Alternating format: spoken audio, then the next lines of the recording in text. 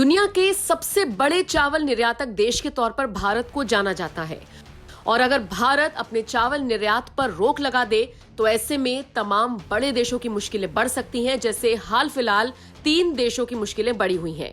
ये देश है सिंगापुर, इंडोनेशिया और फिलीपींस। दरअसल जिस तरह से खुदरा महंगाई दर बढ़ रही है और आने वाली चुनौतियों का सामना करने के लिए मोदी सरकार ने हाल ही में चावल के निर्यात पर रोक लगा दी थी, जिसके बाद से ही इन तीनों देशों ने मोदी सरकार के सामने हाथ जोड़कर अपील की थी कि वो ऐसा ना करे, प्रतिबंध को हटा दे। लेकिन मोदी सरकार ऐसा करने को तैयार नहीं थी। लेकिन अब खबर ये मिल रही है कि भारत ने एक देश की पुकार सुन ली है। ये देश है सिंगापुर। भारत ने सिंगापुर को चावल निर्यात की अनुमति देने का फैसला किया है। विदेश मंत्रालय की तरफ से इस पूरे मामले पर जानकारी दी गई है, जिसमें कहा गया है कि सिंगापुर के साथ चूंकि हमारे विशेष संबंध है, उसको देखते हुए भारत सरकार ने उसकी खाद्य सुरक्षा जरूरतों को पूरा करने के लिए चावल निर्यात की अनुमति देने का फैसला किया है।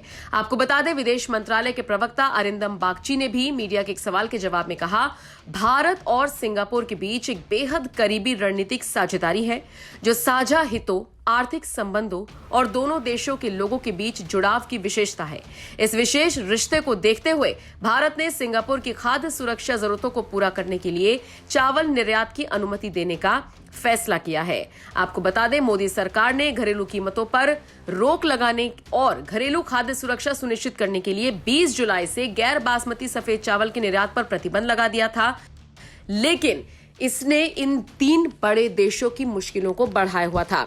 ये 3 देश लगातार मोदी सरकार के सामने हाथ जोड़ रहे थे, लेकिन सरकार मानने को तैयार नहीं थी। लेकिन अब सिंगापुर की इस बात को, इस गुहार को मान लिया गया है और बड़ी राहत देते हुए अब चावल निर्यात किए जाएंगे सिंगापुर के लिए। सरकार की तरफ से बयान जारी हुआ है, जिसमें कहा गया है कि हमें यह बताया गया है कि गैर बासमती सफेद चावल को उबले हुए चावल और बासमती चावल के HS कोड के तहत निर्यात किया जा रहा है। इसको लेकर भी फिलहाल अब जांच शुरू हो गई है, ये कहना है सरकार का। फिलहाल कुल मिलाकर देखा जाए तो बड़ी राहत है सिंगापुर के लिए। देखना दिलचस्प रहेगा कि सरकार के इस फैसले के बाद अब बाकी दोनों देशों का क्या होगा। जिन 2 देशों में भी परेशानी बढ़ी हुई है, उनकी बात सरकार मानेगी या फिर नहीं।